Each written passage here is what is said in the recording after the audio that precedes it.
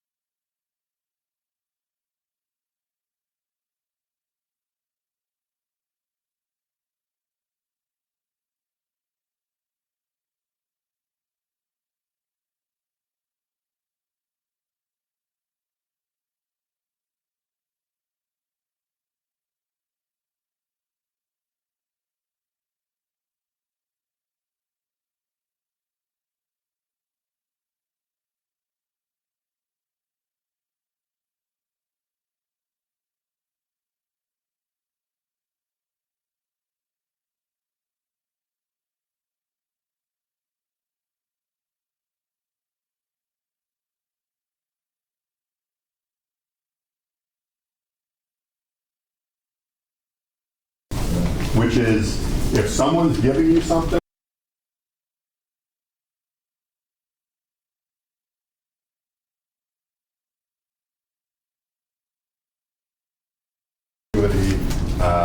something paid to you for a performance of a duty that you were already paid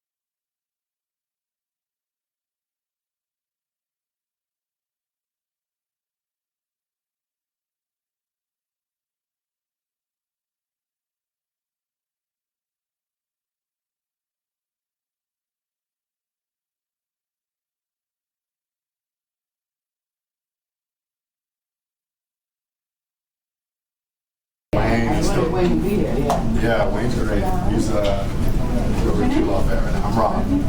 Yeah. Maybe like 4 years now. Did you ever come to seminars? City Wine? Okay. I might have been background somewhere there, but maybe I'll try to go to those. Are you coming to the training tomorrow? No, I'm retired, but now I'm in the Oh, cool. so I'm tired, but yeah. How's it Now, going? What's interesting stuff? Richard, Mina. I have it's Debbie's older or something. I got Debbie. I think I'm working on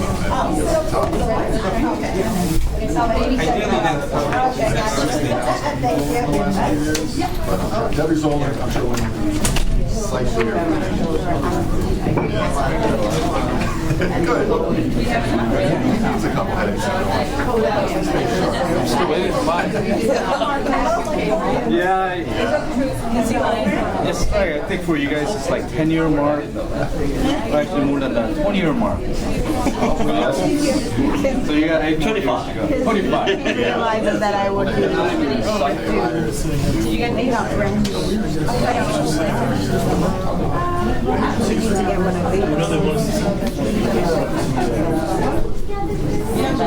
what do you call it?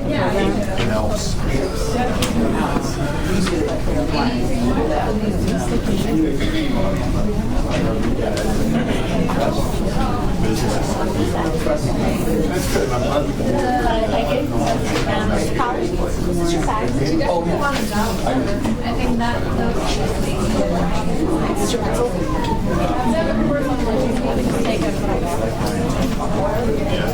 All right, level 1 investigators who's finishing up the training is the first row. Okay.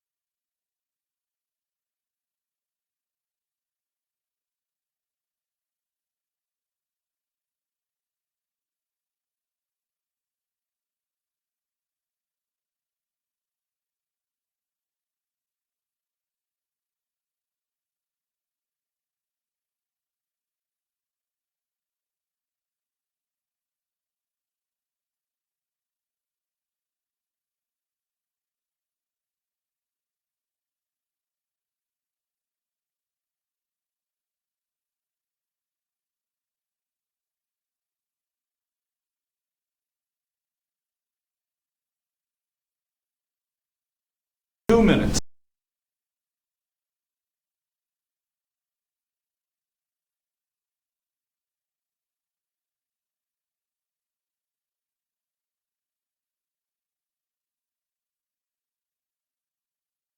Use the room for something. I mean, you know, it is a nice room. It's too bad. I mean, at some point, I mean, I had meetings here, but I just still think that notwithstanding the minimal events in the community, the symbolism of it is excellent. As much of a stuff it is there, I think it's worth it. I'm willing to do it as long as everybody else is on board, because I think it. I think Phoebe agrees. I think that's right, and also just the symbolism that we're not requiring people to come to the city. Marcus, are you okay? We're going to talk afterwards. I mean, I have to be uptown at 3 o'clock. What was it going to be? 30 seconds, my thing. Okay. 30 seconds, no more than that. Good. And by the way, I would like to, when it's appropriate and it's convenient for you, arrange a lunch or dinner that all the board members would go to, and whoever you want, whenever, for a little event for you. Whenever that happens. Yeah, no, I know. No, I understand, but I think that we should be thinking about that going forward. So we have a little appropriate moment to talk and reflect about, you know, your enormous contributions.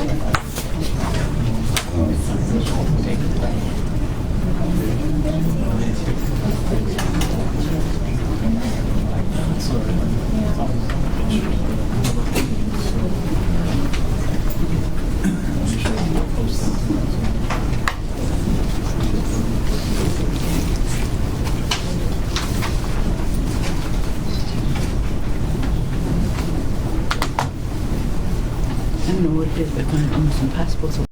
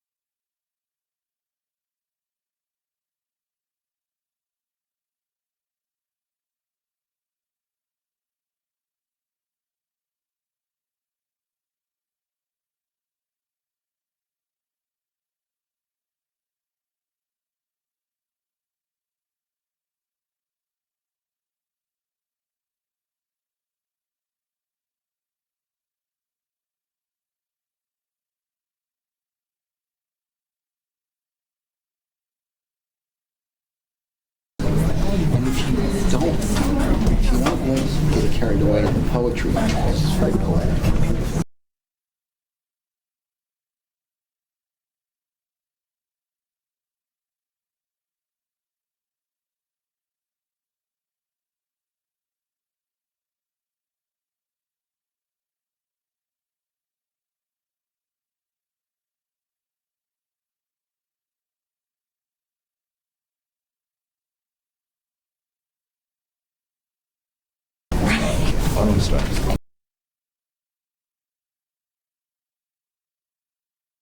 All right, why don't we get started?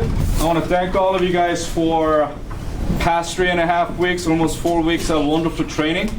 And we have family members as well as graduating class of 2015-01 for the level 1 investigator, and our wonderful instructors and others who have supported this great endeavor.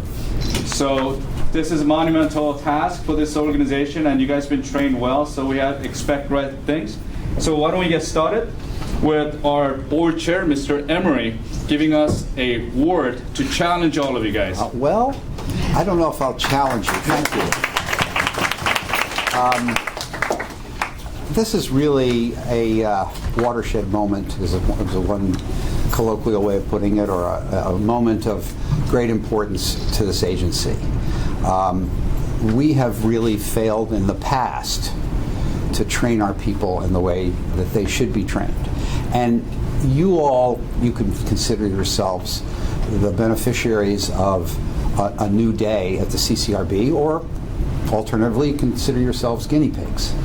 Because you are the test group, right? We're going to determine from you what the potential is for this agency. This agency, certainly in my view, I think in most people's view, I think, has never met its goals, its mission, and its potential. And you are the vehicle by which this potential can be met. It's an incredibly difficult position that we as an agency, all of us collectively are in, and particularly you all are in as investigators in this agency. You're walking a very important fine line, a fine line that requires you to have the confidence and the persuasiveness and the personalities to give the community comfort that they have a place to go that's meaningful, that's not just a palliative, that's not just a way of siphoning off anger, that's meaningful for their complaints.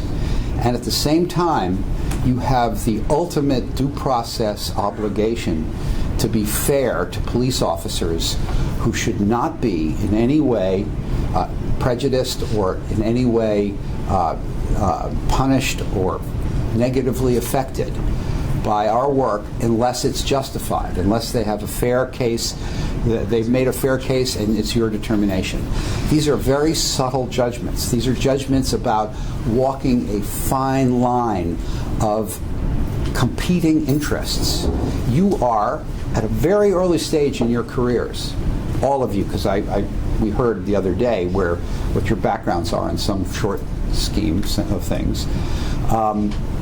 You are embarking on what is essentially a judicial function. Yes, you're investigators. Yes, you're out there gathering evidence. Yes, you're talking to people. But in the end, you, along with your collective supervisors and along with the guidance and the direction that you've been given in this 3.5 weeks or 4 weeks of training, have to make what are essentially judicial decisions. You're going to be acting as the initial judges of what is right and wrong between two conflicting people, often with very different stories, obviously with very different interests, but all of them caring enormously about how you behave and how you decide and how you evaluate their cases.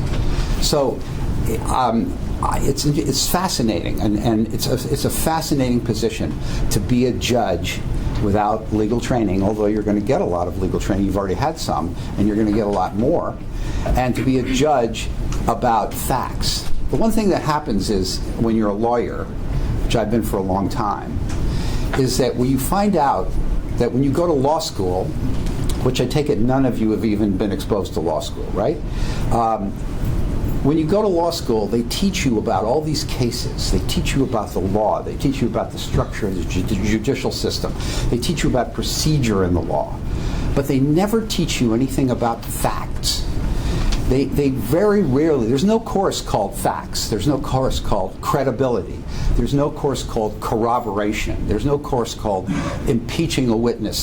There's some trial courses, and they try and teach you some of this. But basically, law school is about the law. And the first thing you learn when you get out of law school is what you're going to learn and what you are learning the first day you go into your new jobs as investigators. It's all about the facts. The law is secondary to the facts. The facts determine what the right thing to do is. The facts always are the determinant of the equities. Who wins, who's in the strong position, who's in the weak position. And what you guys are in the position of being is the arbiter of the facts at the earliest stage of your career. And it's an amazing leg up. If you ever do want to go to law school, the law stuff is going to be second nature to you. The factual stuff is so interesting, and to come out of a college education, or wherever you're coming from the various jobs you've been in, or what other higher education you've been to, and be given this enormous responsibility is exactly the challenge that we're talking about. And meeting that challenge involves being really putting aside your own prejudices, putting aside your own biases, your own. You can't put aside your own life experiences. You can't put aside the things that you see when you interview witnesses, when you come upon cases, when you have to evaluate the myriad of factual circumstances that come before you in all the cases that you're going to get. But what you can do is always try and take one step back and figure out what really happened. Go below the surface. Don't accept the first instantaneous explanation. Be rigorous, be thoughtful about what is below the surface here. What really happened? And don't base it on hunch or speculation. Base it on the evidence. And think about what the evidence means and what the human situations are that you're facing that militate for one response or the other, or one of the many responses that you're allowed and authorized and have the jurisdiction to recommend in your cases.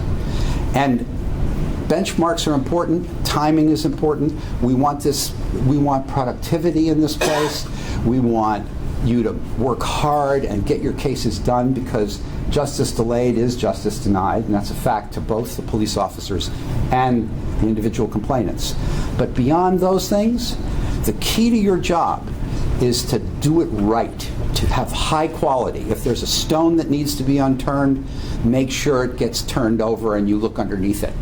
Make sure that you do everything you can to be vigorous and to have integrity about this process that you're entering into, because there's nothing worse than bias, nothing worse than prejudice, nothing worse than a stilted point of view that will undermine your abilities. The abilities that you are going to show and that your excellence is going to come out is going to be when you look at things fairly, as a judge, as somebody dispassionate who looks at the evidence and makes decisions based on that evidence.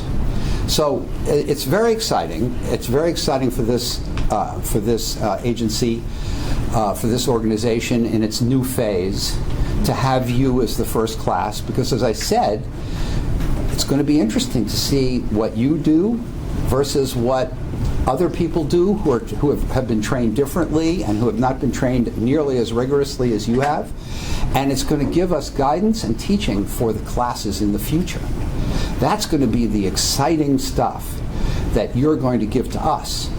And what we're going to give to you, hopefully, is an environment that is collegial and supportive and appreciative of your work. And as I say to everybody here, you can email me directly. You can email any board member here. You have access to anybody that you want to access, as long as you give the chain of command notice of the fact that you're doing it, unless, of course, it's something that you really want to say privately. But if it's something that's about policy, something about this agency, you have complete access to everybody, and you don't have to worry about any responses that are negative by informing everybody, as long as you inform everybody up the ladder, as they said. So I just want you to know that the whole point here is to create a collegial, collective even, if you will, environment where, even though you're just starting out, you feel the support of everybody here on the board, everybody in the executive staff, everybody who supervises you, everybody with more experience, and that you can go to anybody, sit down with him or her, and have a conversation about difficult cases, about problems that you're having with cases, or even with the organization, or with problems that you see, that matters that could be made better and more, and that you could really improve upon for this organization. If you see things that you think can work better, we want those. We want those. That's part of your job. Tell us what could be better. So I want you to understand that the new CCRB is a place where we're not defensive, we're not worried about criticism, we're not worried about the world at large. We're just trying to do our jobs, and we're trying to do them well. And with that, I just congratulate you and encourage you, and hope that that the openness I'm trying to convey to you, that you have for everybody else around you, because that openness is going to be your strongest asset, in my view, in your new jobs. And I hope you stick with it for a long time, and you're here and excited about it, and that you make the most of this unique and interesting opportunity, which is amazing in the greatest city in the world, probably in the greatest time in the history of mankind. And we are trying to solve the problems that exist here, and you're going to be the key to solving many of these problems. So thank you very much, and congratulations to you.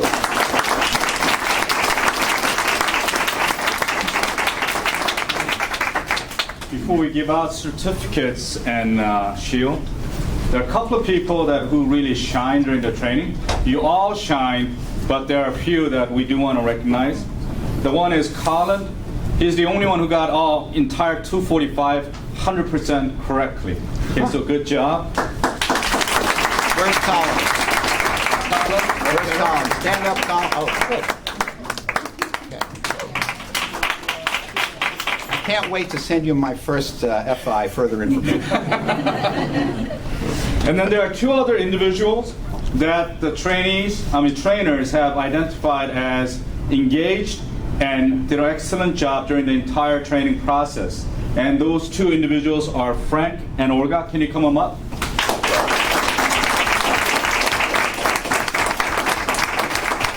This is to recognize an outstanding contribution during the CCRB Level 1 Investigator Training course during the 2015-001. Frank? Thank you. Olga? Great job. And this person out of the three tests, I don't know whether board members knew this or not, but their continual employment was dependent on tests on every Friday. So they all made it through, and I'm sure there were some anxious moments. Especially after the final exam, they were all wanting the results, whether they're going to the HR or they're going to continue on. Okay? This individual had the highest score among all three tests, and which also is a great testament. That is Ella Mintz. This is to recognize your outstanding academic performance and achievement during this class. Congratulations. Thank you so much. One other quick recognition is Jen Jarrett is not here, but she's the one who coordinated. So we gave the task and a mission with the end date, and she put this together. She had a household emergency with the flooding because of the rain, so she's taking care of that. But I cannot thank her enough for work that she has done. Even though she's not here, let's give her a good time. And our executive director will say a few words to the wonderful class. Hello, everyone. So for the past 7 months, it has been my privilege and opportunity to lead this agency and its wonderful, dedicated staff in investigating and prosecuting allegations of police misconduct. And I know I haven't had the opportunity to address you all as a group, but I want to first tell you a story about a young woman who was very idealistic in her mid-20s and who worked in Washington, D.C. as a criminal investigator. And the agency that she worked for was the D.C. Public Defender Service, an agency that was tasked with investigating cases for indigent criminal defendants that were charged with heinous crimes, murders, robberies, rapes, assaults, vicious assaults. And she took that job not because of the pay, but because she believed in the mission of the agency and because she believed in what the agency was doing with indigent criminal defendants. That was, I won't tell you how many years ago. I'm only 21, but it was quite a number of years ago. Okay? And there were challenges along the way, because back then, that pay was, I think, $20,000 or $21,000. And again, it was not for the pay that she took this job, but for the mission of the agency. And I look at all of you here today, and I look into your eyes, and I realize that I was sitting in your place at a different agency all those years ago. And I'm sure you didn't take this job because of the money. I'm sure you didn't take this job because there was nothing else available to you. I'm sure that you took this job because you believe in the commitment and the mission of this agency and for what it stands for. And so I want to acknowledge all of you in being here today. But in being here today, I want to acknowledge and salute the people who supported you so that you could be here today. I see your family members in the background. I see your friends. And I acknowledge and salute all of them for being here today and supporting you. And for the dedicated staff of the first training academy for the CCRB, and all of the hard work and the effort that they put forth, all the faculty members that taught you over the last 4 weeks, who gave you the support that you needed, who taught and imparted the skills and the knowledge that you need to know to get the job done here. But now it's time to salute each and every one of you for accepting this mission and for accepting this job. Because it's not an easy task. And there are going to be times where you wake up in the morning and you're dealing with a case and it may not be going the way you want it to go. The investigation may not be going in the direction that you think it should go. And you may say to yourself, what am I doing here? Why am I in this job? What am I doing? I'm banging my head against a brick wall and nothing's getting done. And I want to impart to you and tell you that you have to go back to why you took this job in the first place. I didn't take that job at the DC Public Defender Service for the money. I took it because of the passion that I believed those investigators and those lawyers in DC had for their clients.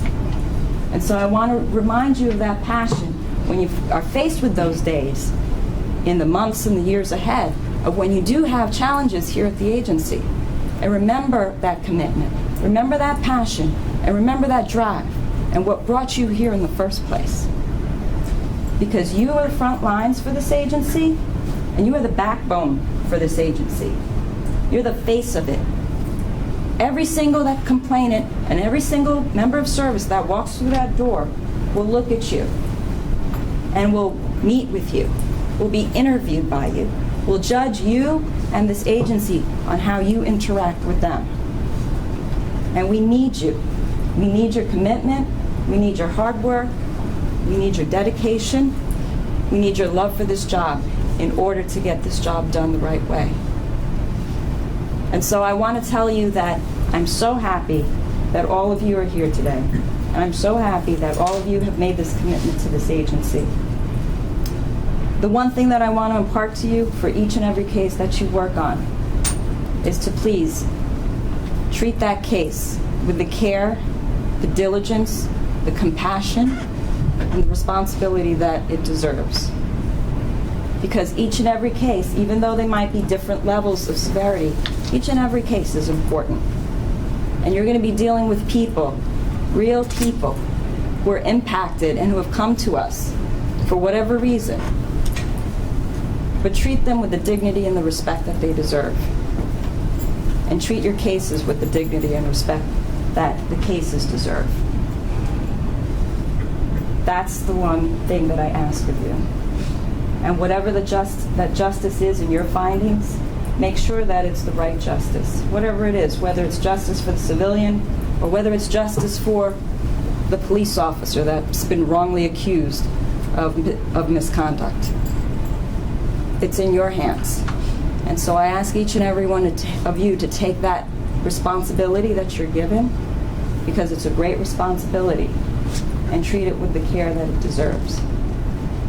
And I put my trust and faith in you that all of you will do it. After you leave here today, you're no longer going to be trainees of the CCRB Academy, right? Each and every one of you are going to be investigators for the largest police oversight agency in this country. And so I applaud you for accepting this job, for taking it seriously, and I congratulate you. I'm very, very proud of all of you.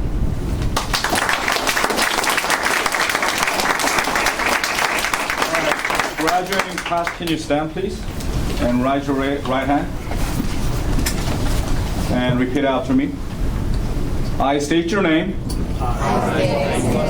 Do hereby pledge and declare that I will support the Constitution of the United States and the Constitution of the State of New York.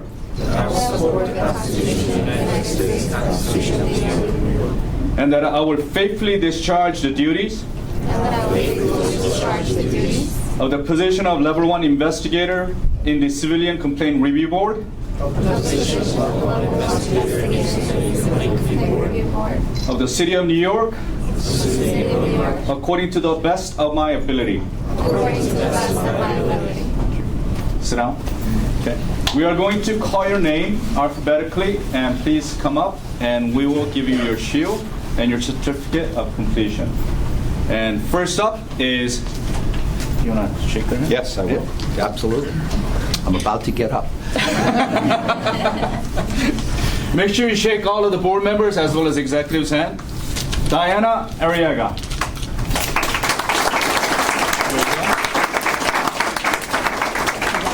Thank you. Congratulations. Terrific job. Olga Benton.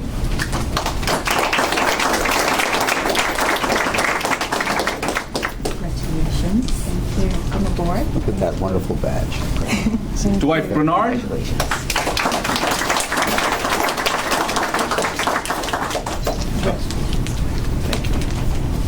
Congratulations. Great Michael job. Fenton.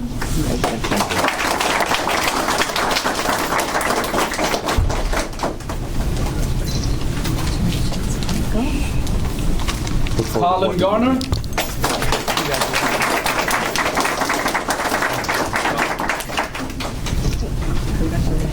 John Hanley. you. Great job. Look forward to working with Great job, John. Ishwari Mahadia. you. John, great job. Great job. Lisa Mikkel. Wonderful. Look forward to working with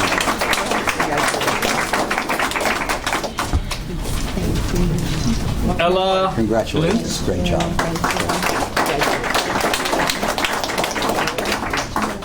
Frank Moncaris. Great job. Good. Look forward to being working with Marlon Palacio. you. Terrific. Good job.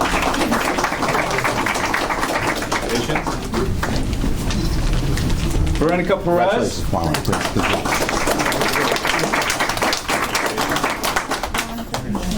And lastly but not least, Good. Look forward to seeing you. Damon Quentin.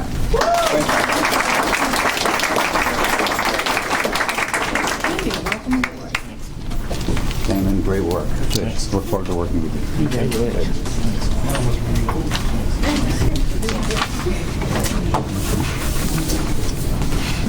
The chair and the board and executive staff have prepared a food for you to enjoy, to interact with the board members as well, as time permitting. Please. So family members and all the guests, please do enjoy. Yeah, we should introduce the board members Sure. here before we do this, so you know who you're talking to.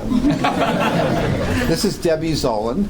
She's a longtime member. She was at the Legal Bureau in the Police Department for many years and is one of the police commissioner's appointees and a wonderful friend and a terrific thinker and a contributor to this organization.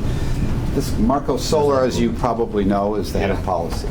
Yong-Ik Yoon is a city lawyer in the Bronx and a city council representative from the Bronx and the longest-serving board member currently on the board with the most perspective on what you guys are going to be doing. And then you know Brian Connell. Joe Puma is a representative from Manhattan and a longtime board member, community activist, very big on outreach, very solid in the community.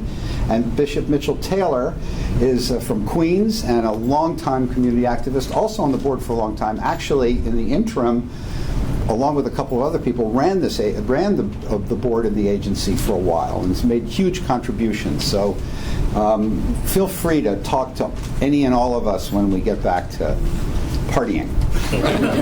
So congratulations. One last instruction. Tomorrow morning, you're back here and your assignment will be given out. They know that everybody on that side, I hope. Would you want to? Yeah. Yeah, of course. So Marcus, can you leave me alone? So your assignment will be given out tomorrow morning. Okay, so tomorrow morning, first thing, that's what will occur. Congratulations.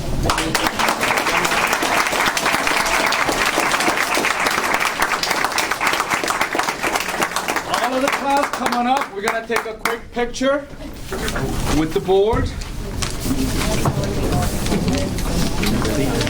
Mr. Town will coordinate that, so.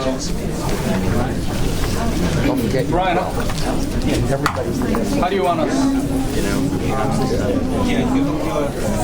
Very nice. Very nice. Lovely. I hope in the future. We always forget. You should at least go and see in the picture. All right. Well, let's go. Yeah, let's the board members Yeah. go up and come in. Yeah. There's plenty of room.